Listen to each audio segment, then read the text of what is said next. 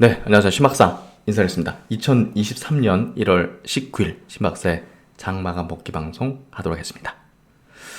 오늘은 지금 썸네일 화면이 좀 많이 달라졌죠.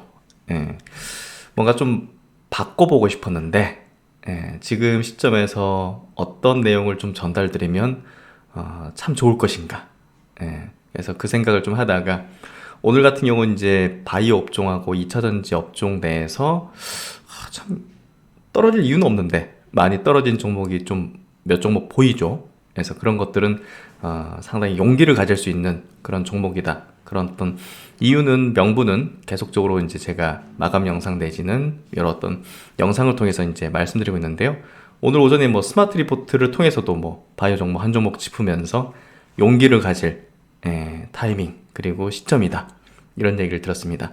결국 우리가 주식에 있어서 만욕을 부려서는 안 되는 시점이 있고 용기를 부려야 하는 시점이 있습니다. 하지만 어떻게 보면 이제 주식 투자에서 대중이라고 볼 수 있는 집단은 결국은 그 반대로 하기 때문에 손실을 보고 또 이제 주시장을 떠난다든지 그렇게 되는 게 아닌가 생각이 좀 되기도 합니다. 그래서 지금은 바이오 2차전지 용기를 가질 때다라는 얘기를 좀 드리고 싶고요. 그런 내용들로 한번 장마감 복귀 방송 그리고 필승의 전략으로 한번 꾸며보도록 하겠습니다. 오늘 코스피 지수는요 0.5% 상승해서 2380포인트 마감했습니다. 거래대금 5.4조, 상승 종목 수는 한 100여 종목 더 많았고요. 코스닥은 0.16% 상승 712포인트, 그리고 거래대금은 6.2조, 상승 종목 수보다는 하락 종목 수가 100여 종목 많았네요. 오늘 뭐 시장 변동성은 크진 않았던 걸로 보시면 될 것 같고, 반면에 이제 외국인의 순매수는 좀 컸습니다. 코스피 쪽에서 5,700억, 특히나 이제 선물 쪽에서 외국인들이 7,200 계약을 이제 순매수했죠. 그래서 이 부분이 좀 도드라진 부분이고, 기관은 코스피 쪽에서 3천억 정도 순매도를 했고, 코스닥은 큰 변동은 없네요. 증시 주변 자금도 뭐 큰 변동은 없이 고객 예수금 45조, 신용융자 잔고는 15조 9천억 수준. 그래서 큰 변동보다는 외국인 수급이 좀 컸다. 그리고 이제 어제 미국장은 1.2% 나스닥 기준 빠졌고요. 다우가 1.8% 빠졌으니까 좀 빠진 편이죠.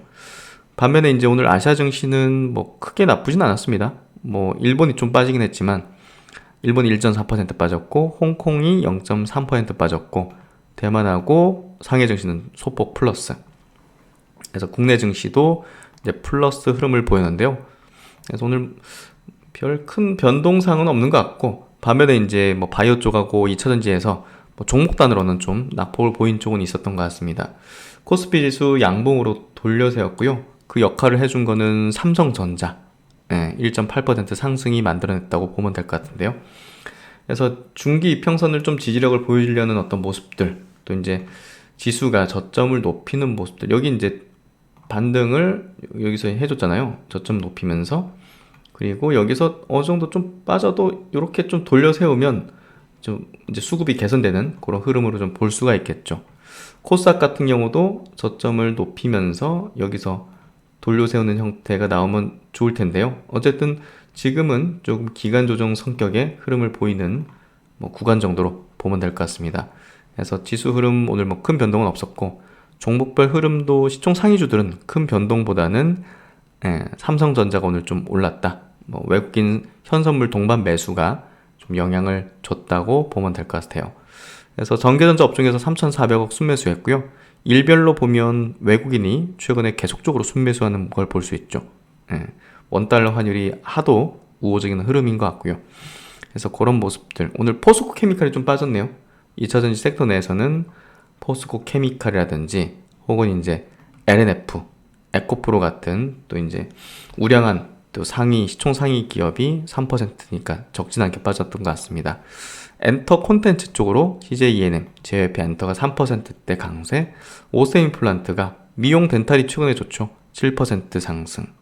HK 이노엔도 오늘 호재 좀 나오면서 8% 강세. 클래시스 미용 쪽이죠. 3% 강세해서 오늘 엔터 또 미용 덴탈 이런 또 영역이 좀 강세를 띠는 흐름을 보였고요. 반면에 이제 오늘 뭐 2차전지 섹터 내에서 이제 아까 보시듯이 좀 약세를 보인 쪽이 있었고, 바이오 쪽에서도 뭐 브릿지 바이오라든지 레고캠은 거의 3% 가까이 빠졌고, 또 보로노이도 3%. 특히나 이제 에이벨 바이오는 좀 이따가 이제 이슈 체크해드리겠지만 6.9%. 네, 이거 사실 좀 용기를 가질 필요가 있는데요. 그 이유에 대해서 좀 자세하게 설명을 드려보도록 하겠습니다. 루트로닉 같은 기업도 4% 상승. 원텍, 미용 쪽이 워낙 좀 강했네요. 그래서 오늘 이렇게 좀 종목별 흐름들은 차별화되게 움직임을 좀 강하게 좀 보이는 모습들도 보여줬던 것 같고요.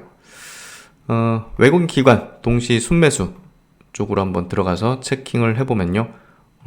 큰 변동은 없네요. 보니까 하이브, 예, 덴티움 이런 것들이 좀 눈에 띄는 편이고요. 그리고 코스닥 쪽에서 YG엔터, JYP, SM, 엔터 3사가 뭐 그 수급 1, 2, 3등을 차지했네요. 그래서 이런 쪽, 뭐 셀드론 헬스케어라든지 오스테 임플란트, 루트로닉, 원텍, 그리고 플랫폼 기업 탑픽 기업이죠. 디어유, 예, 엔터주랑 같이 조금 우호적인 어떤 수급들이 붙어졌던 것 같습니다. 그래서 종목별 흐름들 계속 활발하게 펼쳐지고 있고요. 뭐 그만큼 지금 장세는 지수보다는 이제 당연히 종목 쪽으로 들어가서 이제 거래 전략을 짜야 되는 그런 필요성이 큰 시점이라고 봐야 될 것 같습니다. 오늘 바이오 쪽하고 2차전지 관련된 종목, 종목 쪽으로 한번 들어가서 체킹을 해드리도록 하겠습니다. 이제 오늘 ABL 바이오가 바이오 섹터 내에서 이제 좀 많이 빠지는 편이죠. 이슈가 있는데요. 이슈를 하나 좀 체크를 해보도록 하죠. ABL 바이오가 이제 그 기술 이전한 이제 파이프라인이 하나 있죠. 아니 그 또 여러 개 중에 이제 하나가 ABL 001이라고 이제 역시나 이제 이중항체 이제 파이프라인인데요. 요게 이제 그 글로벌 권리는 컴패스 테라픽스로 이제 기술 이전했고, 국내 권리는 이제 한독으로 이제 기술 이전했습니다. 또 제넥신하고 연관 있는. 근데 이제 그 한독이 이번에 임상 발표를 아스코에서 이제 발표하는데 그걸 이제 성공개했어요. 그래서 요거에 대한 내용이 오늘 좀 주가에 좀 영향을 미치는 것 같은데요.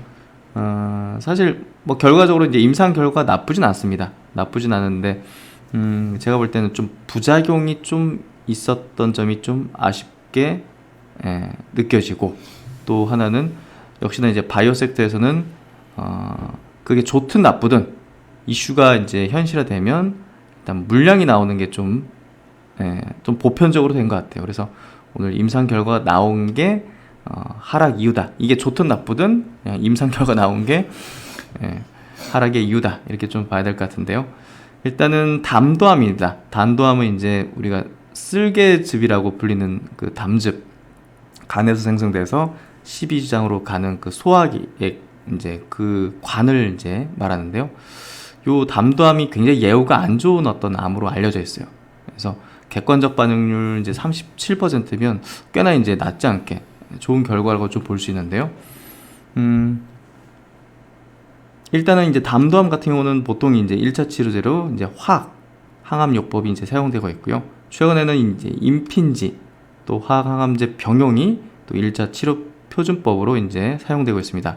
2차, 3차 치료법이 부재하다는 거는 이게 지금 뭔가 좀 약이 별로 없다는 거죠. 그래서 예후가 굉장히 좋지 않은 암종으로 알려져 있는 상태고요.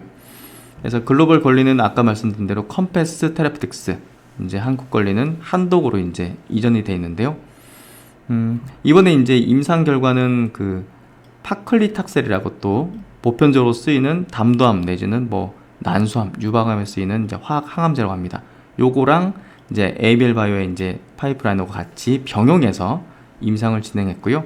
이상 중간 결과가 이제 성공개된 겁니다. 그래서 글로벌 임상에 앞서서 국내 임상에서 조금 이 약의 효능을 좀 알 수 있었다는 게 의미 있는 또 결과라고 볼 수 있을 것 같고요. 2차 치료 환자, 아까 보시면 이제 2차, 3차 이제 방법이 없대잖아요, 약이. 그래서 2차 환자 11명, 3차 환자 13명으로 이제 구성해서 24명 대상으로 이제 임상을 진행했고요. 객관적 반응률이 이제 2, 3차 합쳐서 평균 37.5% 나왔는데 2차 환자에서 63% 나왔어요. 꽤나 많이 나온 거죠. 그래서 이 부분은 우리가 또 뭐 2차, 3차 나눠서 또 분석을 할 수 있을 것 같고, 그리고 이제 TRA2라고 이게 이제 부작용이라고 합니다. 3등급 이상이 이제 부작용이라는데 이게 25%면 다소 좀 높다고 볼 수 있는 수준인데 이 부분이 조금 그러니까 시장에서 조금 이런 부분도 본 것 같아요. 부작용 부분이 많은 부분 그리고 이제 예후가 좋지 않은데 이제 표준 치료법이 좀 없는 전이성 또 진행성 담던 환자 대상으로 37.5%의 OR 이제 객관적 반영이 나왔다는 것은 매우 주목할 만하다. 그래서 결론적으로 이제 좋은 결과가 나왔다고 이제 얘기를 하고 있어요.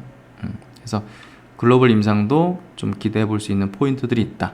그리고 결국 이제 국내 임상보다는 해외 임상이 이제 핵심인데 올해 1월 9일날 이제 임상 개시를 하고 12월 달에 이제 관련 결과들이 좀 도출될 예정이기 때문에 이번 결과를 가지고서 우리가 뭐 성급하게 판단하기보다는 주가 반응은 뭐 오늘 뭐 이렇게 좀 빠지긴 하지만 결국 이제 글로벌 결과가 핵심적인 포인트다. 아직까지는 시간이 많이 남았다. 이렇게 좀 봐야 될 것 같고요. 중요한 건 이제 파이프라인도 뭐 중요도가 뭐 그렇게 낮다 이렇게 볼 수는 없지만 결국은 이제 에이벨버의 주가의 견인은 결국 사노피로 기술이 전한 파킨슨 호모 물질입니다. 결국 이제 그 뇌혈관 플랫폼, 투각 플랫폼, BBB 플랫폼이 지금 글로벌 시장에서 굉장히 중요하게 여겨지고 있고 이게 이제 지금 알츠하이머 치료제 쪽에서 보다 더 효능을 높이는 어떤 방법을 찾는데 핵심이 되고 있죠.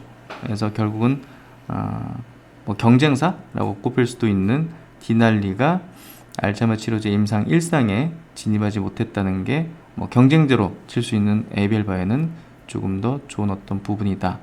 그래서 결국은 BBB 플랫폼 또 뇌혈관 장벽 투과의 이 플랫폼이 향후 어떤 임상 결과 내는지가 핵심이다.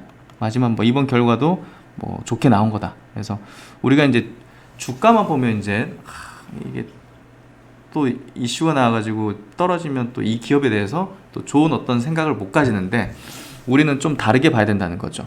이제 임상 결과 데이터가 이제 괜찮게 나왔고 향후에 또 기대하는 포인트라면 주가가 떨어졌을 때 오히려 더 기회로서 여길 수 있는 그런 것들을 가지라는 거죠. 그래서 제가 볼 때는 앞으로도 계속 바이오 섹터 내에서 어떤 결과가 나왔는데 임상 결과가 나왔는데 그걸 자세히 분석해 가지고 이게 우리가 좀 기대할 수 있는 어떤 포인트인지 아니면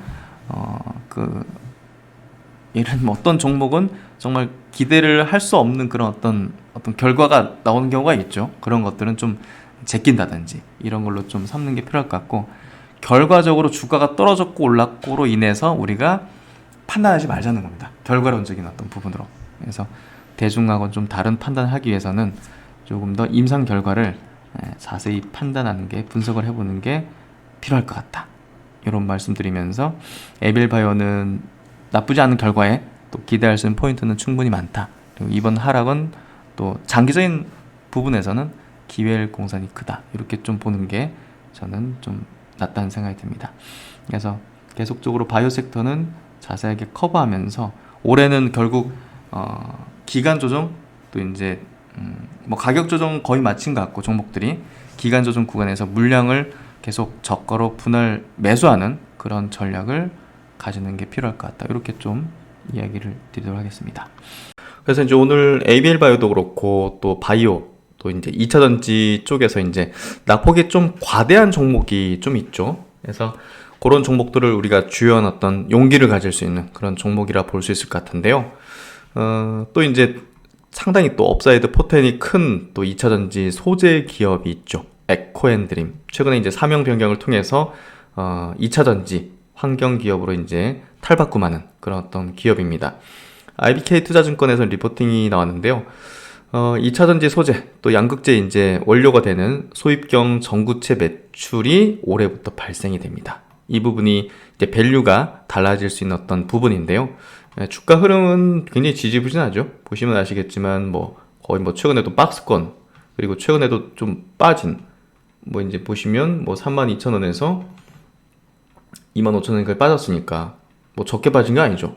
근데 이제 무슨 뭐 악재가 있다든지 이런 부분도 아니고 특히나 이제 뭐 작년 이제 뭐 하반기 실적 자체가 그렇게 좋은 건 아니에요. 근데 그게 당연한 거죠.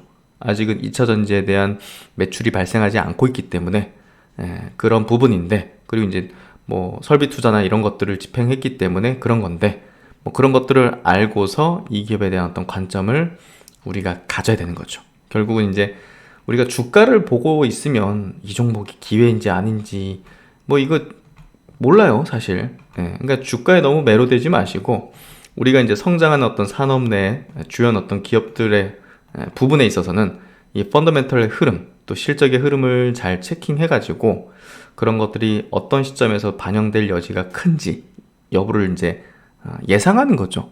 주식은 어쨌든 예상하는 그런 부분이고, 예상이 이제 그냥 뭐 근거 없이 또 명분 없이 분석 없이 하는 게 아니라 뚜렷한 어떤 이런 펀더멘털적인 어떤 이유로 이제 해야만 하겠죠. 그래서 그런 부분들 이야기 드리고 싶은데요.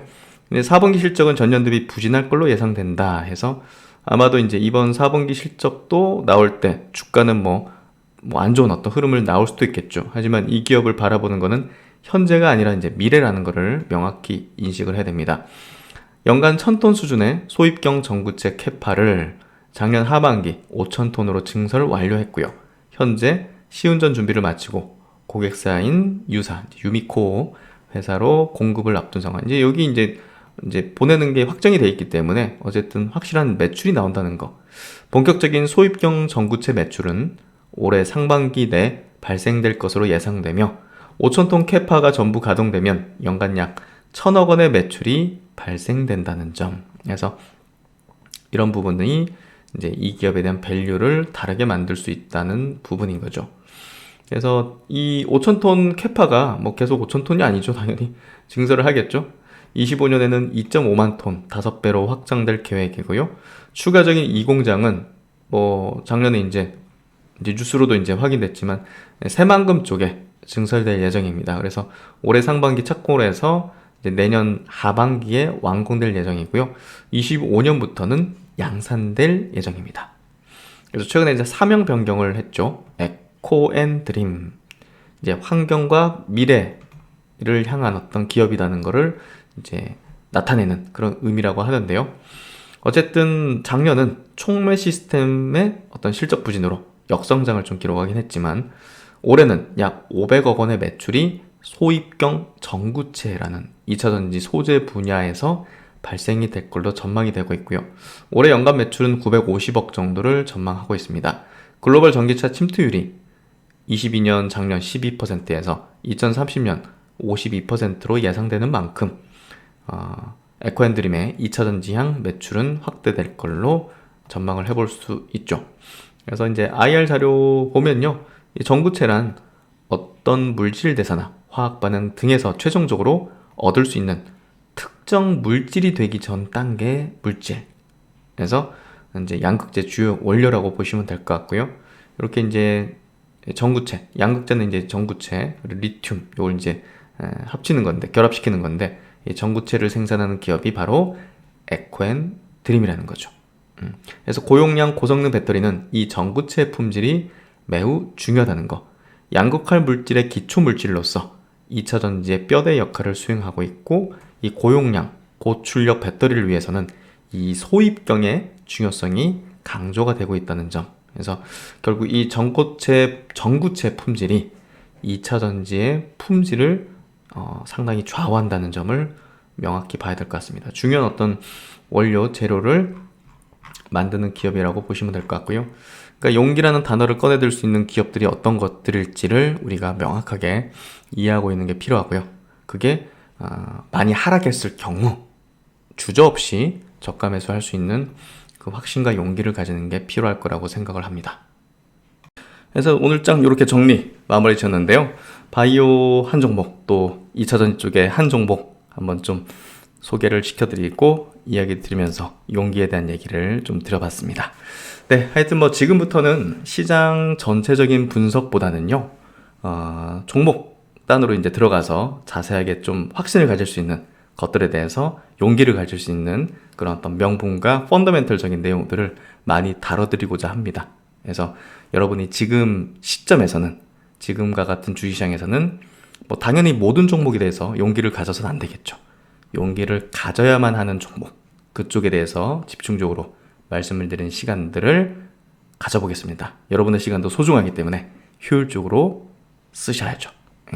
그래서 앞으로 이렇게 좀 핵심적인 내용들 중심으로 말씀을 드릴 테니까 잘 한번 집중해 주시면 좋을 것 같습니다.